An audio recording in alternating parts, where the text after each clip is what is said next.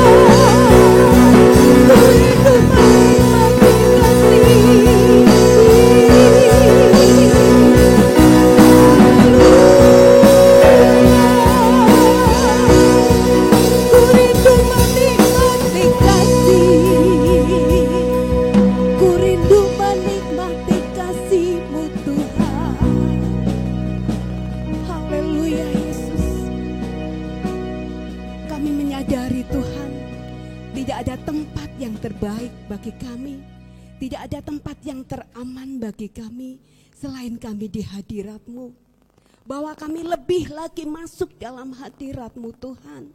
Kunjungi setiap kami, lawat setiap kami.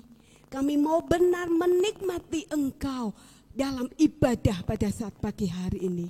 Terima kasih Tuhan, kami siap memuliakan, memuji dan menyembah Engkau. Haleluya. Terima kasih Yesus. Amin. Puji Tuhan Bapak Ibu dan Saudara kasih dalam Tuhan. Pujian ini banyak sekali pertanyaan yang ada di dunia ini. Dari mana?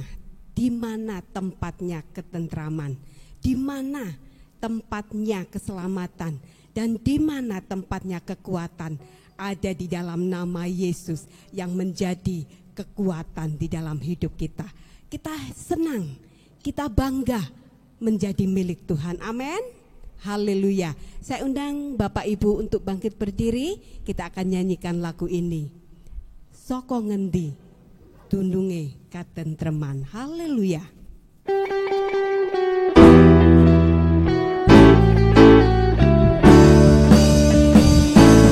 Soko ngendi tundunge katentreman. Soko ngendi tundunge keselamatan. Soko ngendi tundunge kekuatan. Saking Gusti Yesus kang Maha Kuasa. Soko ngendi tundunge ketentraman. Soko ngendi tundunge keselamatan. Soko ngendi tundunge kekuatan. Saking Gusti Yesus kang Maha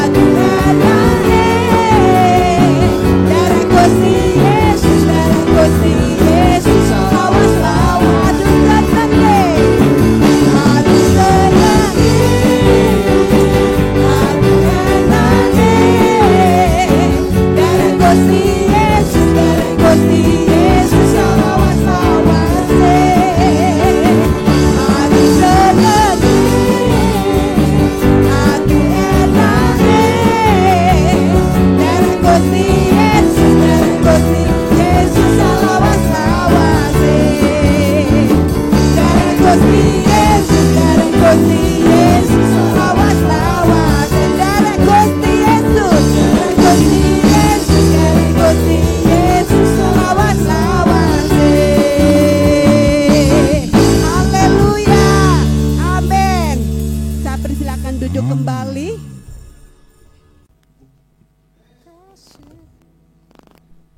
Haleluya. Bapak Ibu, pandemi masih berjalan. Kita masih merasakan situasi yang tidak menyenangkan. Tapi percayalah, kasih Allah tidak berkesudahan. Dia selalu baru setiap hari.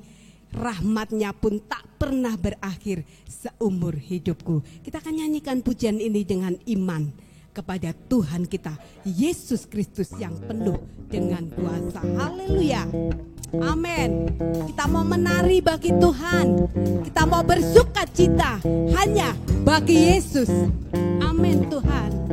Dengan sukacitaku kan menari, dengan sorak-sorai memuji, ku naikkan pujian haleluya, nyanyi baginya sang raja, nyanyi baginya sang raja. Kasih Allah, kasih Allah berkesudahan selalu baru setiap hari.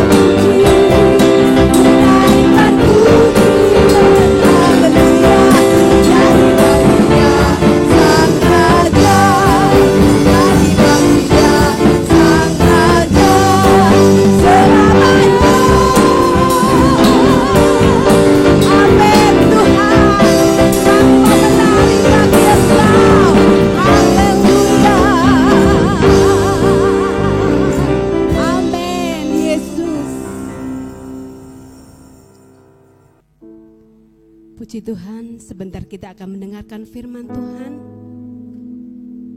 Hanya firman yang sanggup mengubah dalam setiap hidup kita.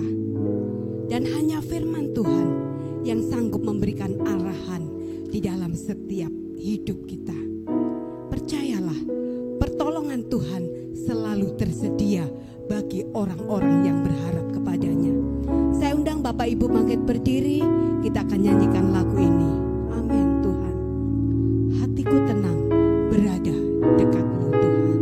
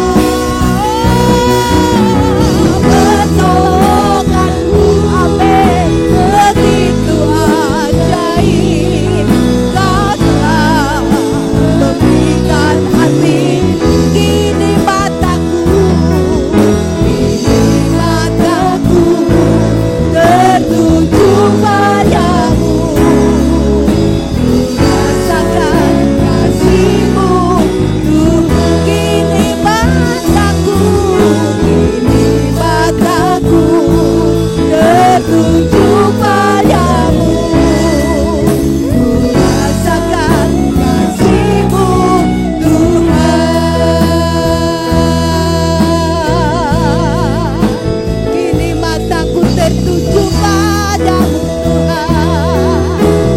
Ku rasakan kasih-Mu di dalam hidupku. Haleluya.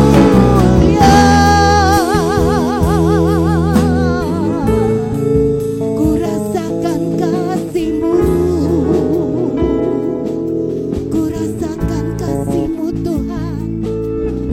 Ku rasakan hadirat-Mu.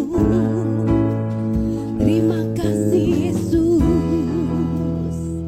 Ini pengakuan kami kepada Engkau saat pagi ini Tuhan. Tidak ada rasa tenang selain kami tinggal dalam hadirat-Mu. Kami ada di dalam Engkau Tuhan. Terima kasih Tuhan sudah tangkap kami. Terima kasih Tuhan sudah menyelamatkan kami. Kami mau pergunakan kesempatan yang Tuhan masih berikan kepada kami untuk kami menyenangkan Engkau melalui hidup kami, melalui perkataan kami, melalui perbuatan kami. Tolong kami terus Tuhan, dampingi kami terus Roh Kudus, urapi kami. Dan kami saat ini siap mendengarkan nasihat-Mu, mendengarkan firman Tuhan yang hidup, yang terus menuntun di dalam setiap hidup kami. Terima kasih Tuhan. Di dalam nama Yesus kami sudah berdoa. Haleluya. Amin. Kami persilakan Bapak Ibu untuk duduk kembali dan selamat menikmati firman Tuhan. Haleluya. Puji Tuhan. Saudara-saudara, selamat bertemu lagi di dalam kasih dari Tuhan Yesus Kristus ya. Pada pagi hari ini saya akan memberikan kepada saudara yaitu firman Tuhan dengan judul Hidup dalam Kebangkitan. Apakah arti hidup dalam kebangkitan? Menurut saya, saudara, dalam kebangkitan itu kita harus melakukan apa saja yang dapat kita lakukan untuk Tuhan. Mari kita melihat saudara di dalam Alkitab yang tertulis di dalam Injil Yohanes pasal 11. Yohanes pasal 11 di situ ada kata-kata yang berbunyi demikian. Saudara, ayat yang ke-21. Maka kata Marta kepada Yesus, Tuhan, kiranya Engkau ada di sini, sekiranya Engkau ada di sini, saudaraku pasti tidak akan mati. Ayat 22, tetapi sekarang pun aku tahu bahwa Allah akan memberikan kepadamu sesuatu yang engkau minta kepadanya. Ayat 23, kata Yesus kepada Marta, saudaramu akan bangkit. Dalam ayat yang ke-24, kata Marta kepadanya, aku tahu bahwa ia akan bangkit pada waktu orang-orang bangkit pada akhir zaman. Jawab Yesus, akulah kebangkitan dan hidup. Barang siapa percaya kepadaku, ia akan hidup walaupun ia sudah mati. Puji Tuhan, saudara. Dalam ayat yang ke-24 kita membaca, saudara, dikatakan demikian, kata Marta kepadanya, aku tahu bahwa ia akan bangkit pada waktu orang-orang bangkit di akhir zaman. Ya saudara, memang kalau tertulis di dalam 1 Tesalonika 4 ayat 14 sampai ayat 17, di situ dikatakan kita tidak boleh berduka cita kalau ada saudara kita yang meninggal dan tidak ada pengharapan. Tetapi di dalam 1 Tesalonika pasal 4 itu dikatakan, karena jikalau kita percaya bahwa Yesus adalah kebangkitan, percaya bahwa Yesus adalah nanti telah mati dan telah bangkit, maka kita percaya juga bahwa mereka yang telah meninggal akan dikumpulkan oleh Allah bersama-sama dengan Dia.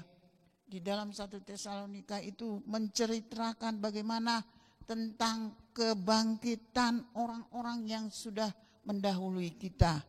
Sebab di situ dikatakan, kami katakan kepadamu dengan firman Tuhan, kita yang hidup, yang masih tinggal sampai kedatangan Tuhan Yesus, sekali-kali tidak akan mendahului mereka yang meninggal. Tapi dalam ayat 16, sebab waktu tanda diberi, yaitu pada waktu penghulu malaikat berseru dan sangkakala Allah berbunyi, maka Tuhan sendiri akan turun dari surga dan mereka yang mati dalam Kristus akan lebih dahulu bangkit.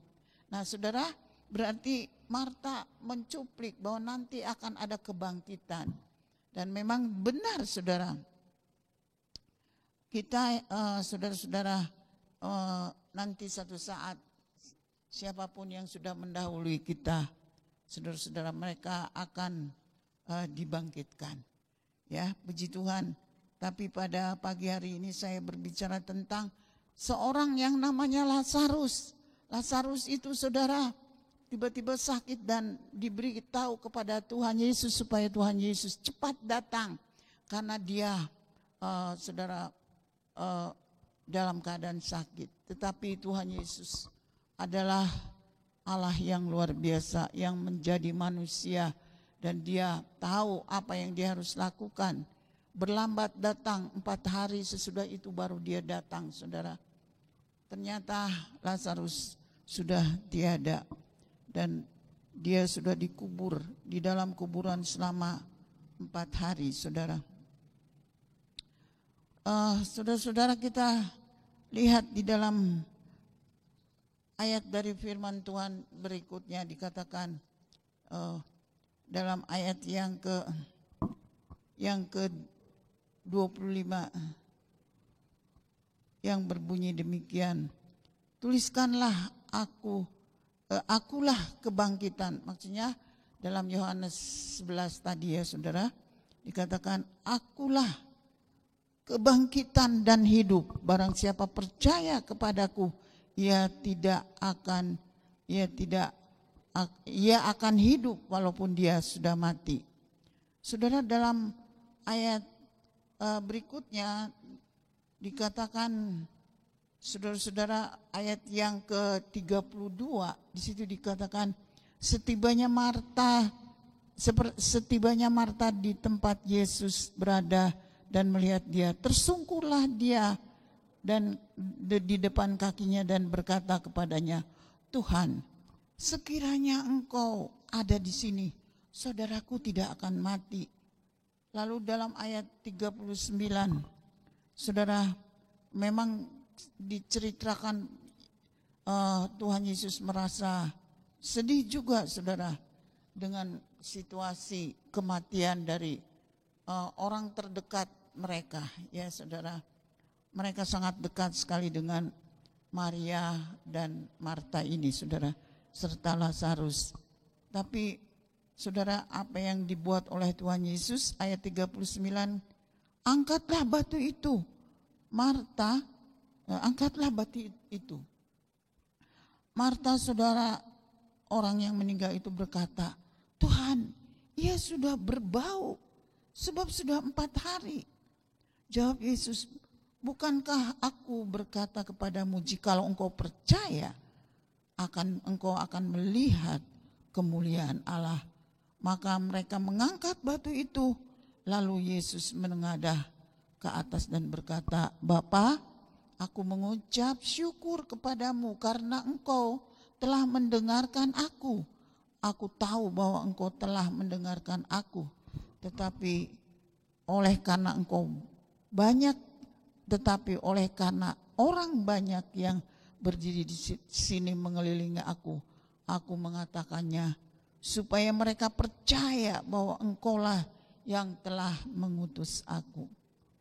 Berikutnya saudara, dikatakan dalam ayat 44, dan sesudah berkata demikian berserulah Yesus dan berkata, Lazarus, mari keluar. Dan tiba-tiba saudara, Lazarus keluar dan akhirnya ia berkata, bukalah kain-kain itu dan biarlah ia pergi.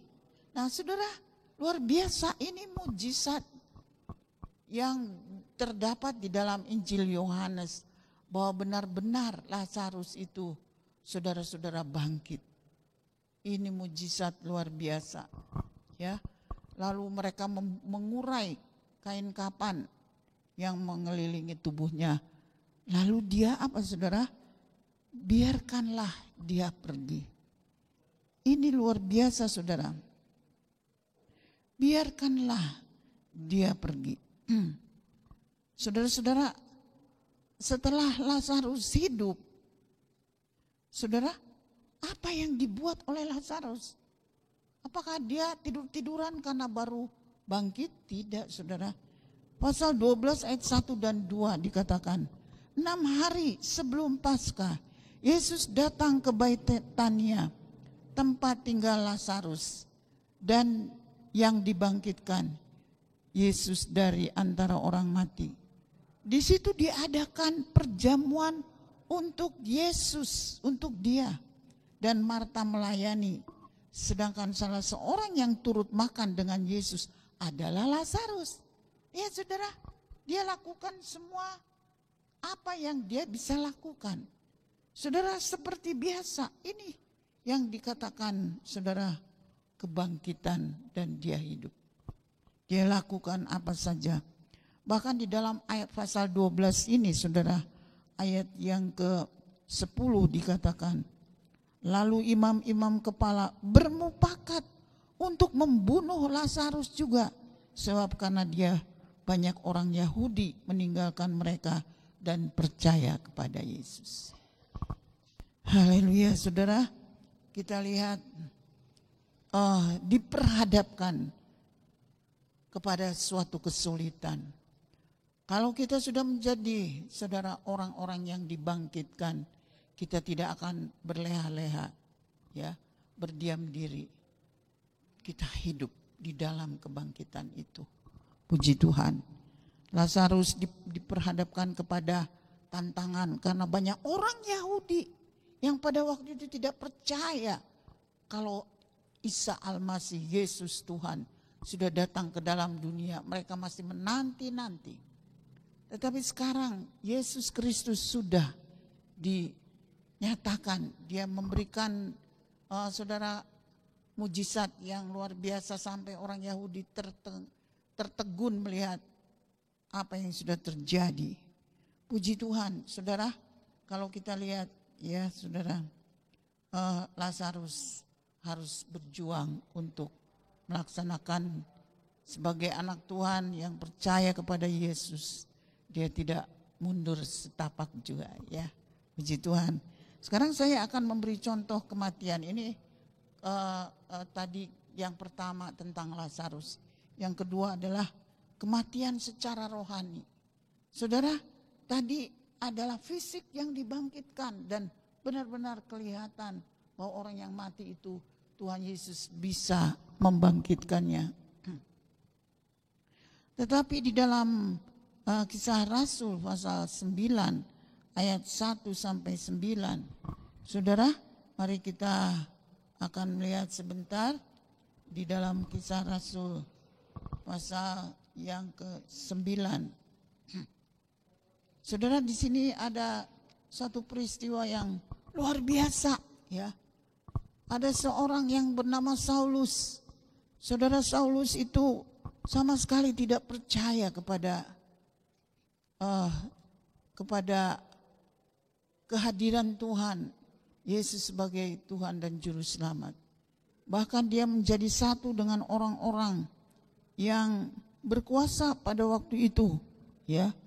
Saudara, dia mendapat satu kesempatan yang luar biasa. Begitu berkobar-kobar kebenciannya kepada orang-orang Kristen, orang-orang percaya. Dia mendapat surat kuasa untuk membunuh siapa saja yang dia ingin hancurkan, apa laki-laki atau perempuan sebagai orang percaya. Tetapi saudara, dalam ayat yang ketiga di pasal 9, dalam perjalanannya ke Damsyik, ketika ia sudah dekat kota, tiba-tiba cahaya memancar dari langit dan mengelilingi dia. Dia rebah, saudara, ke tanah, dan kedengaran olehnya suatu suara yang berkata kepadanya, Saulus, Saulus, mengapakah engkau menganiaya aku? Jawab Saulus, siapakah engkau Tuhan? Katanya, akulah Yesus yang kau aniaya itu. Tetapi bangunlah dan pergilah ke dalam kota, di sana akan dikatakan kepadamu apa yang harus kau perbuat. Saudara, disinilah saudara yang dikatakan kematian rohani. Ya, Saulus tahu, saudara, firman Tuhan. Sebab kalau tidak, kalau saya lihat bahwa Saulus itu adalah seorang yang sudah belajar tentang Taurat. Dia duduk di kaki Gamaliel, dia tahu firman. Tetapi dia tidak percaya kalau Yesus datang untuk menjadi penyelamat bagi dunia ini. Apa yang terjadi, saudara? Waktu itu dia mau bunuh semua orang-orang Kristen, orang percaya dia mau bunuh. Tetapi satu saat Tuhan datang dengan terang, cahaya, dan merusak matanya. Lalu dia rebah. Disitulah, saudara, dia merasakan bahwa dia sebenarnya dia mati rohani. Lalu untungnya Tuhan itu sayang kepada Saulus. Dia berkata, Saulus, kenapa engkau menganiaya aku? Ya, saudara, siapa engkau Tuhan? Di situ dia mulai, saudara, tidak berdaya. Tapi di tengah-tengah kematian rohani, Tuhan bisa bangkitkan dia. Dia rebah, saudara. Dia tidak bisa berbuat apa-apa. Dan kemudian di dalam ayat ke-10, Tuhan berkata kepada Ananias sebagai murid Tuhan, ya, dikatakan supaya dia pergi. Dalam ayat 10, di Damsyik ada seorang murid Tuhan yang bernama Ananias. Firman Tuhan kepadanya dalam suatu penglihatan, Ananias, jawabnya, ini aku Tuhan.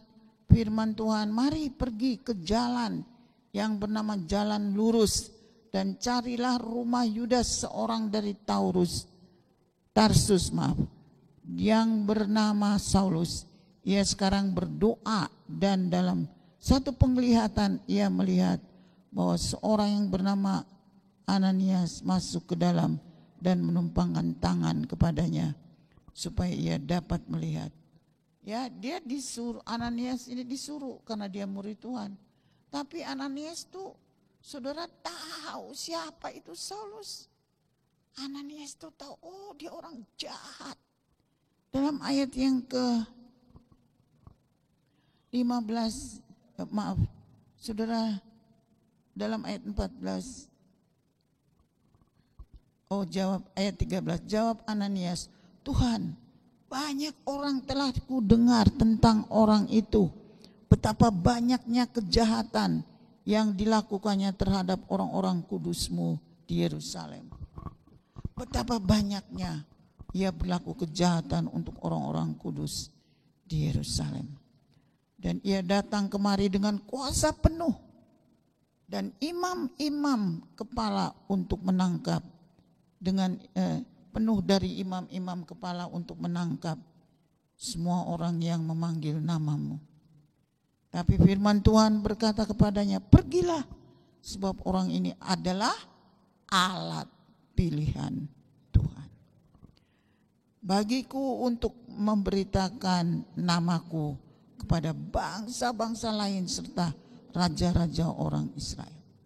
Oh, saudara, Tuhan itu tidak melihat rupa, Tuhan tidak melihat saudara kekayaan, Tuhan tidak melihat semua apa yang ada pada kita. Oh, ini orang baik, ini orang yang cukup. Tapi Tuhan melihat, saudara, Allah memilih sekalipun dia melakukan kejahatan. Kalau Tuhan sudah panggil, akhirnya saudara, kalau kita baca, memang saudara, secara lahiriah dia sehat, dia tidak tidak mati, tapi secara rohani dia mati, saudara. Mari kita baca di dalam Efesus, saudara, di dalam suratan Efesus pasal yang kedua, ayat yang pertama sampai ayat yang ke-6. Efesus pasal yang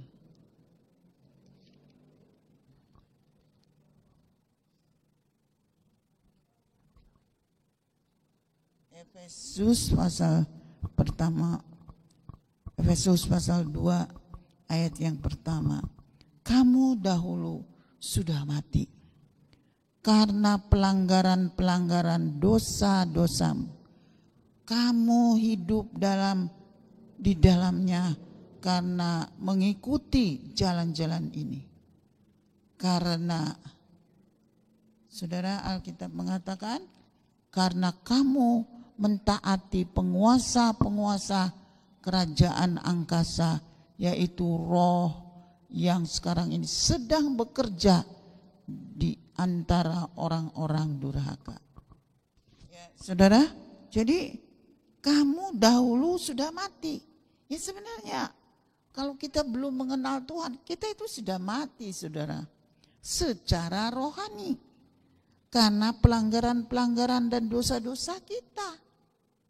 Jadi tidak ada pengharapan, ya. Kalau orang yang meninggal di dalam Tuhan itu ada pengharapan hidup yang kekal karena mereka akan dibangkitkan. Tapi kalau orang-orang yang belum mengenal Tuhan, saudara, dia mati dengan tidak ada harapan, ya, karena dosa-dosa, karena pelanggaran-pelanggaran. Kamu hidup di dalamnya karena kamu mengikuti jalan dunia ini. Apa jalan dunia itu? Yaitu mentaati penguasa kerajaan angkasa. Dan roh yang sekarang ini sedang bekerja di antara orang-orang durhaka. Itu, saudara, sekarang roh yang ada di angkasa, roh-roh jahat di angkasa, roh-roh yang berkeliaran kemana-mana, bekerja di antara orang-orang yang durhaka. Sebenarnya dahulu kamu semua juga terhitung di antara mereka ketika kami hidup di dalam hawa nafsu daging menurut kehendak daging. Saudara, itu yang sekarang ini saudara boleh lihat di sekeliling saudara, di dunia ini, di dunia maya, di mana saja banyak orang yang sekarang ini saudara-saudara hidup dalam hawa nafsu daging dan menurut kehendak daging. Pikiran kami yang jahat, pada dasarnya kami adalah orang-orang yang harus dimurkai. Sama seperti mereka yang lain. Tetapi Allah yang kaya dengan rahmat. Saudara, Allah yang kaya dengan rahmat. Oleh karena kasih-Nya yang besar, yang dilimpahkan kepada kita, ketika kita hidup, kita bersama-sama dengan Kristus. Sekalipun kita telah mati oleh kesalahan-kesalahan kita. Ya saudara, kita sebenarnya sudah mati oleh kesalahan kita. Haleluya. Di sini dikatakan, dan saudara, ayat yang ke-5, setelah dihidupkan kita bersama-sama dengan Kristus, sekalipun kita telah mati dengan kesalahan-kesalahan kita, oleh kasih karunia kamu diselamatkan. Dan di dalam Kristus Yesus kita Ia telah membangkitkan kita dan memberi tempat bersama-sama dengan Dia di surga. Saudara, inilah yang dituliskan di dalam suratan Efesus, saudara. Ya, dalam suratan Efesus dituliskan seperti ini. Tapi puji Tuhan, saudara, ayat yang ke-6 dikatakan, dan di dalam Kristus kita telah dibangkitkan. Dan kita juga diberi tempat bersama-sama Dia di surga. Terima kasih kepada Tuhan Yesus. Saudara, mari kita mengucapkan terima kasih. Kita sudah dibangkitkan dan diberi tempat. Dulu kita mengikuti cara-cara dunia, hidup dalam hawa nafsu, hidup mengikuti roh-roh jahat di angkasa dan lain sebagainya. Saudara, kembali kepada Kisah Rasul pasal 9. Ya saudara, Ananias disuruh oleh Tuhan. Ananias mengelak, tidak mau menjumpai Saulus, saudara. Tapi dia pergi juga, saudara. Dan setelah itu dia berdoa untuk Saulus. Lalu selaput mata itu runtuh, saudara. Dan dia bisa melihat kembali. Sebenarnya sebelumnya itu, saudara, Saulus menjadi buta karena dia melihat cahaya itu yang terlalu terang. Dan dia tidak bisa, saudara, melihat kembali. Sekarang Saulus itu sudah diganti jadi Paulus. Dan sudah hidup dalam kebangkitan. Saudara, yang benar-benar menjadi alat Tuhan. Luar biasa. Sampai ia berani berkata, saudara, di dalam Filipi 1 ayat yang ke-21.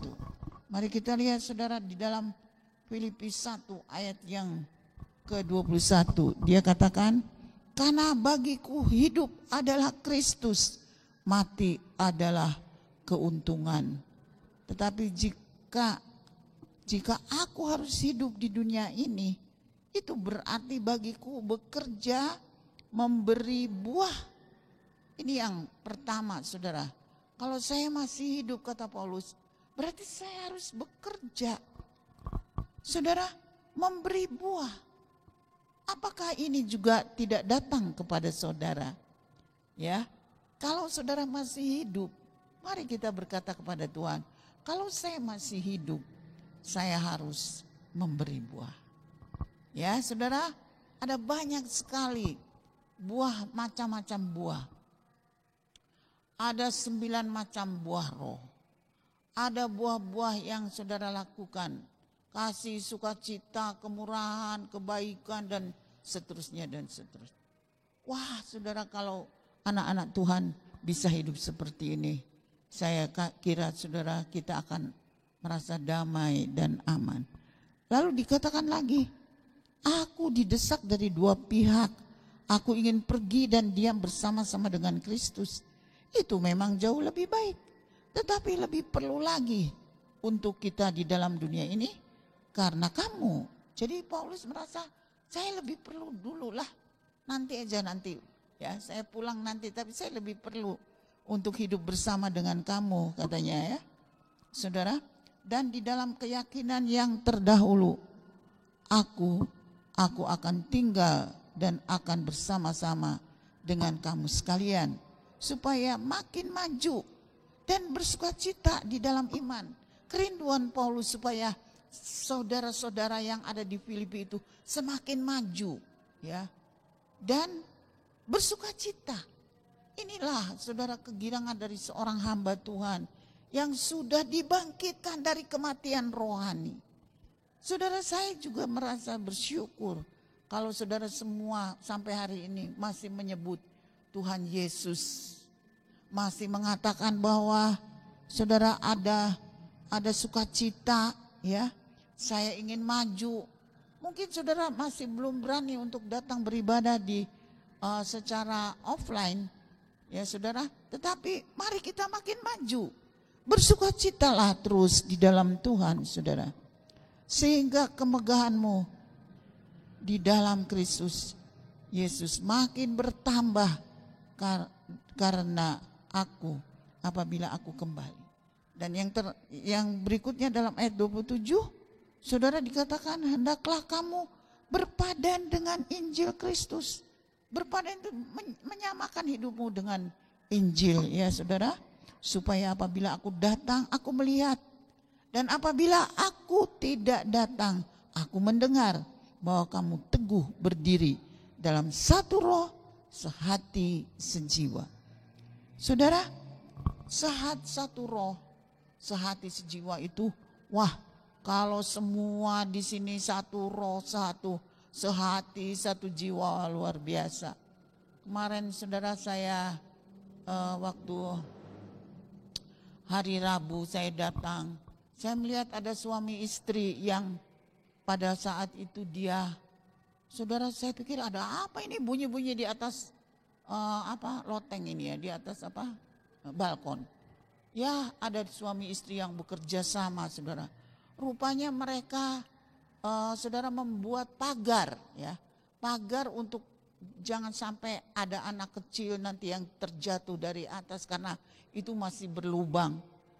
Saudara, mereka suami istri berkata, wah tante, saya dapat pekerjaan, kemudian saya ingin bagi apa yang saya bisa berikan kepada Tuhan. Oh, saya berkata, puji Tuhan. Saudara, kalau sekarang saudara naik ke atas tangga, tidak perlu takut lagi itu anak-anak akan jatuh karena itu sudah dipele, sudah dikasih seket dengan besi, ya saudara, dengan pagar. Tuhan memberkati. Kalau si istri bilang jangan, pasti suami juga bingung. Kalau suami bilang jangan, pasti juga bingung. Berarti di sini saudara kita melihat satu roh, satu hati, satu jiwa. Kalau semua di sini juga ada perasaan yang seperti itu, kebersamaan.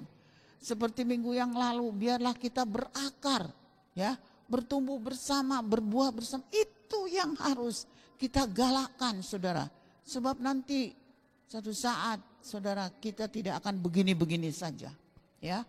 Yang satu mengatakan, wah dia begini-begini. Yang satu mengatakan, waduh saya tersinggung karena dia berkata begini-begini, begitu-begitu. Oh saudara, mari kita minta kepada Tuhan supaya kita menjadi orang-orang yang satu roh. Roh apa saudara? Roh Tuhan. Ya, buah-buah roh itu harus ada di dalam kita. Tidak boleh kita merasa iri hati, cemburu, tidak suka, tidak senang, tersinggung. Itu harus dibuang, saudara. Haleluya. Itu harus dibuang.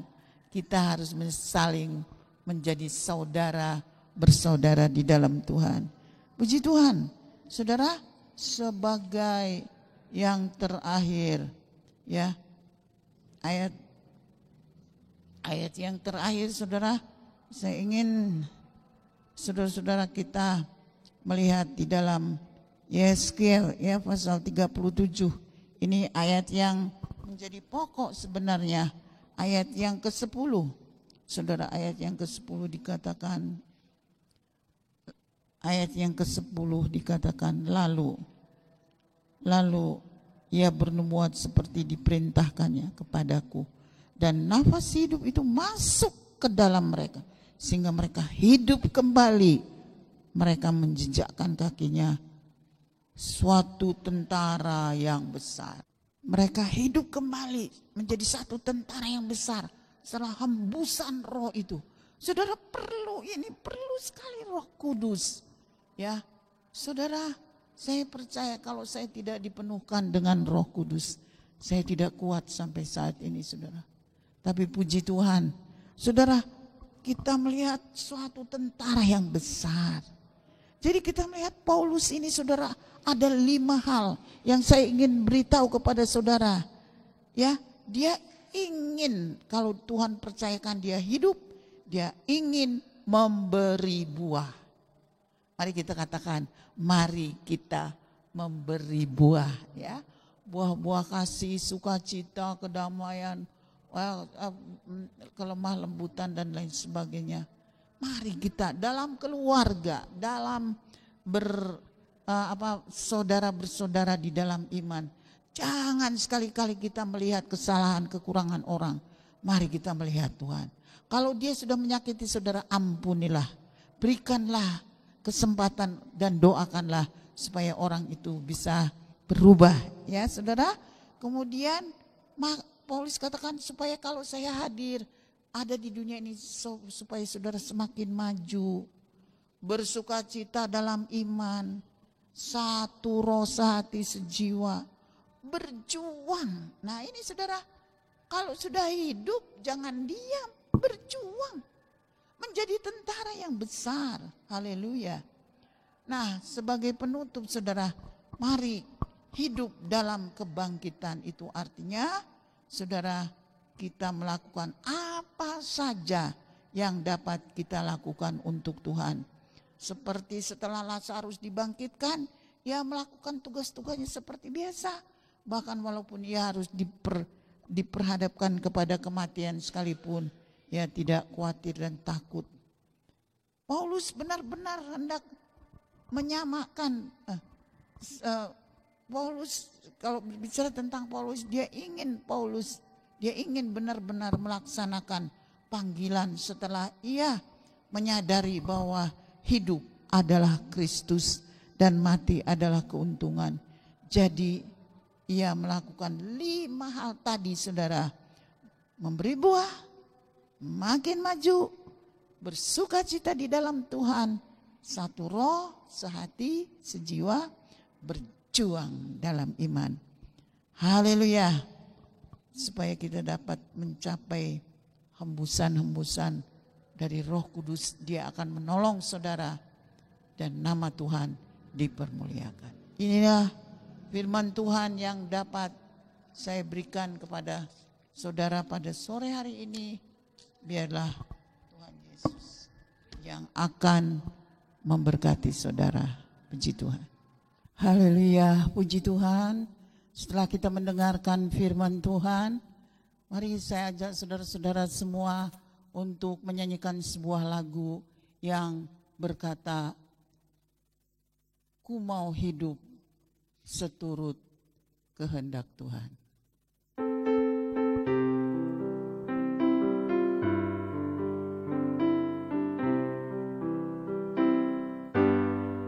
Ku mau hidup seturut kehendak Tuhan.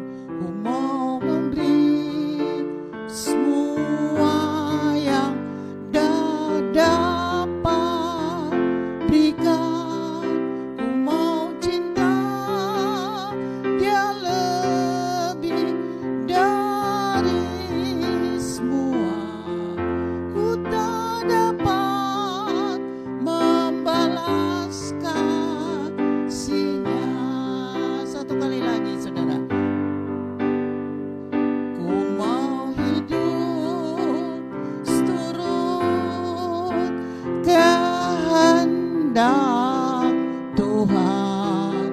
Ku mau memberi semua yang ku dapat berikan.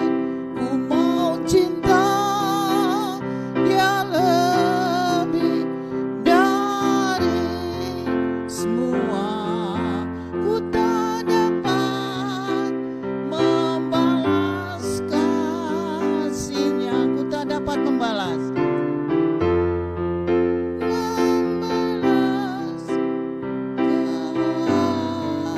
kasih-Nya. Haleluya. Mari kita masuk di dalam doa. Segala puji syukur kami berikan kepada Tuhan, karena kami tahu Tuhan, hidup ini kami harus berikan semua kepada Engkau. Karenanya Tuhan, mari Engkau tolong. Kami tidak dapat berjalan tanpa Engkau. Apa yang dapat kami berikan, berilah kepada kami tanggung jawab untuk dapat melakukan semua yang Tuhan perintahkan. Kami percaya bahwa setiap telinga yang mendengar pada pagi hari ini, baik anak-anak muda, orang dewasa, orang-orang yang sudah lansia, siapapun Tuhan, mari Engkau memberkati, menolong, dan biarlah kami mau hidup seturut kehendak Tuhan. Tuhan Yesus akan menyertai perjalanan kami ya Tuhan.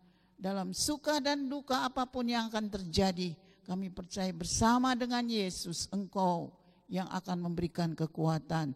Dalam nama Tuhan Yesus Kristus kami sudah berdoa dan mengucap syukur. Haleluya. Amin. Puji Tuhan. Kita akan menutup ibadah kita dengan bersyukur kepada Tuhan, karena kasih setianya tidak pernah berubah. Amin, saudara-saudara. Puji Tuhan.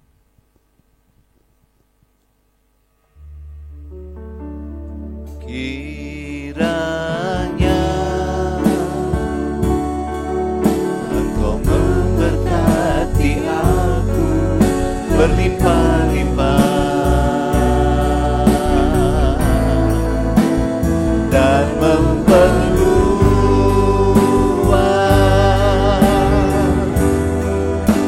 daerahku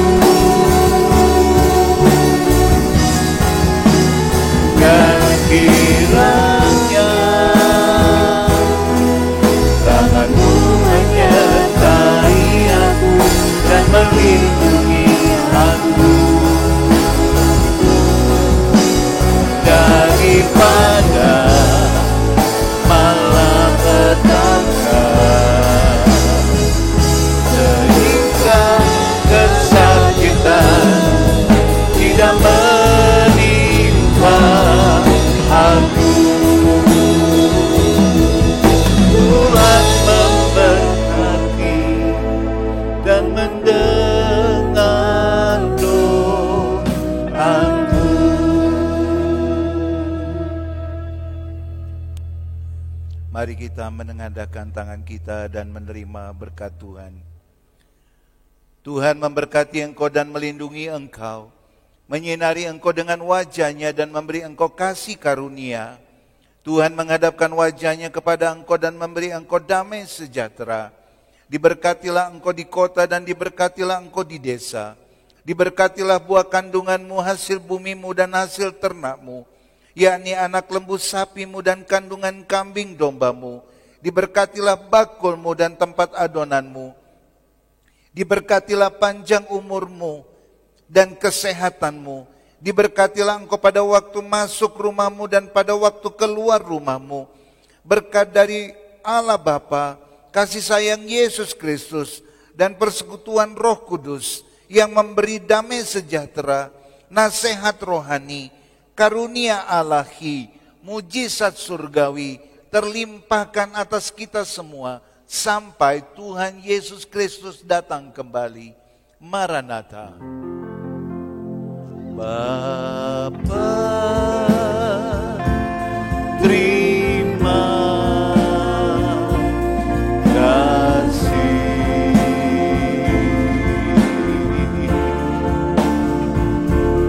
Bapa, terima kasih.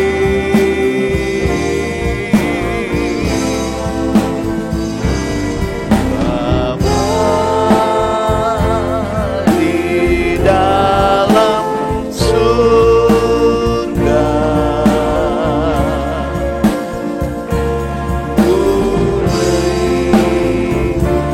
terima kasih. Amin. Tuhan memberkati kita semua.